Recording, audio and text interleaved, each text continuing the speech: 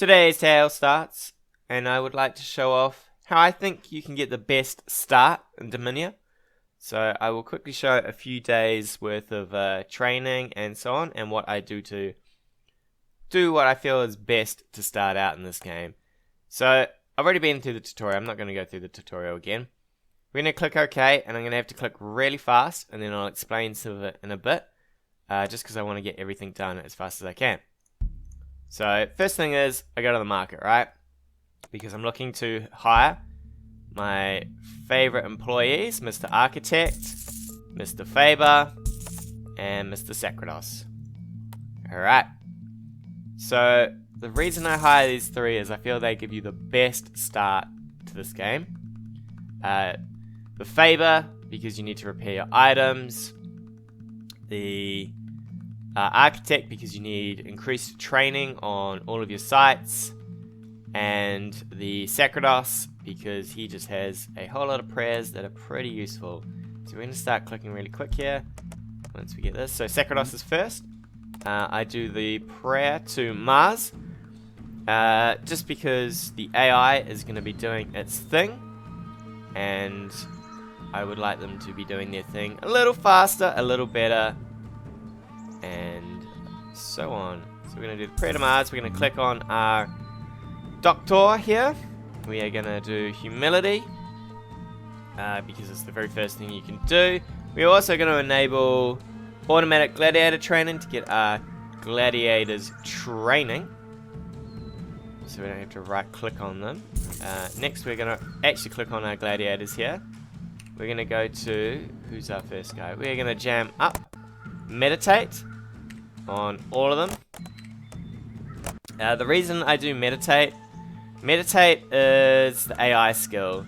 It trains really quick, like super quick, and you can get it up to the max within a few days. Off the top of my head, I can't remember how many days, but it gets there pretty quick compared to everything else. Next, we're going to go for our Faber here. He is going to do automatic upgrades, so that when he has time, he will just upgrades people's gear.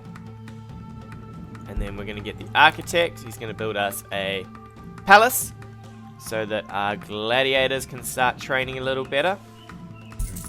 And then next we're going to go back to the marketplace, and we're going to buy some wine. Now, this is the real important part. You have two guys here. You've got the legate and the magistrate, right? These guys are the guys who actually run the events. So when you're getting the random, you know, who you're going to get, what you're going to get, sort of thing, these are the two who are deciding what you get. If you leave them at neutral or terrible or whatever, it's not going to work out for you. Whereas if you send them wine, Agreed. The Emperor these will hear dudes will suddenly be Your pleased wisdom with you. exceeds Also, your beauty. you can then suggest Gladiator Patronage as well. So if we go this, You never cease he's to agreed to become a impress. patron of your ludus, and he's adopted one of our guys. So basically he's now going to pay for food and water of that guy until he dies, which is excellent. You can only get that if you pump these guys full of wine. You make them drunk as, Agreed. You and they never will cease happily to impress. Well, do things for you. very well. Same with this guy, get him up to pleased. This is all the wine they have. Do not send under wine. It will wreck you. So we are going to ask him for patronage as well. Swell. And he happily picks up someone as well, which is good. So now we basically have patronage on everyone. We have everyone training, and we are good to go. Sakrados, he researches really quick, right? Really quick. So next up on him is, pretty sure I can't afford too much of this.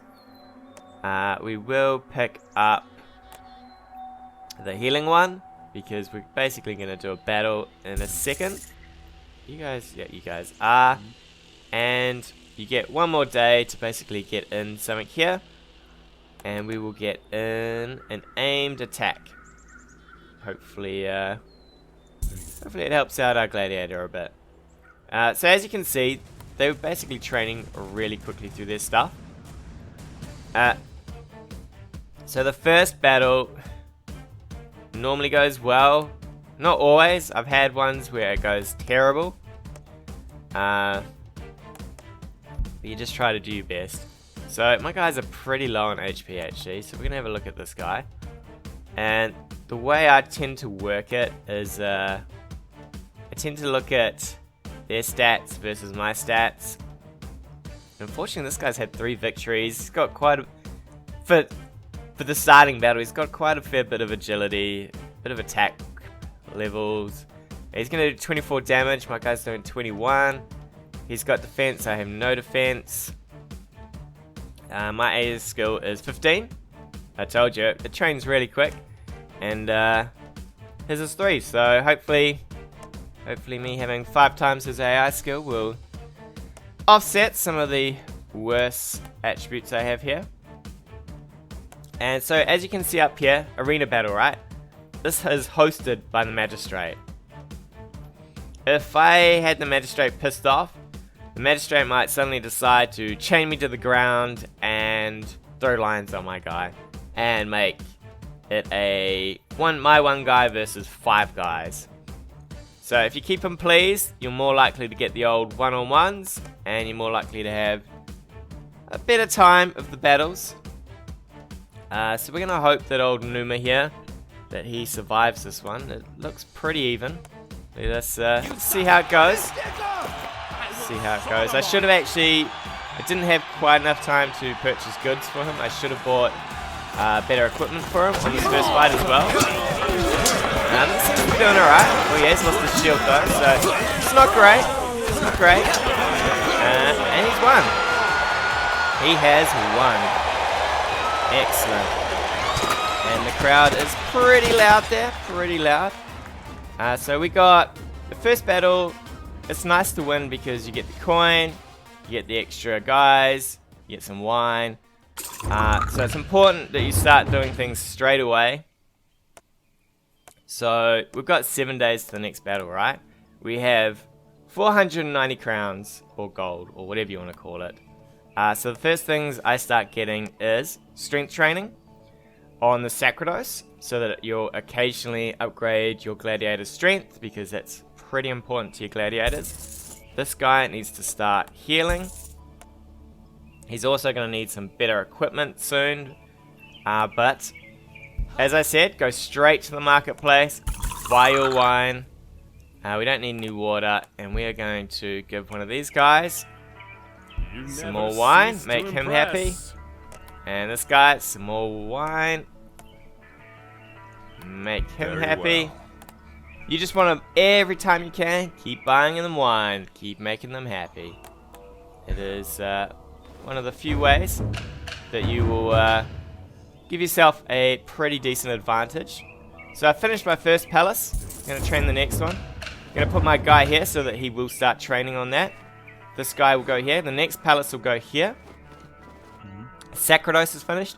As I said, you've got to keep clicking, clicking, clicking. You have to be aware of what's finished training and what is next. So defense is the one that I do next. I will get... I'll do defense first. Actually, yeah, we'll do defense. So for this guy here, you can see he's already up to 35, right? He is going to get better weapon for starters. That was what I should have done on the first battle. We're going to give him some better pauldrons. He's going to need a helmet. He's got an okay kilt on. Probably do some better stuff here. Shields for these guys are pretty important. You got to be careful you don't blow all your money on the first guy, since the next guy also needs something to keep him up and running. And there we have it. We just wait out for the next battle. So you got to be careful as well. All your new recruits, they come in and you just basically set them straight to meditating, and by the time you get around to actually using them, you should be pretty good.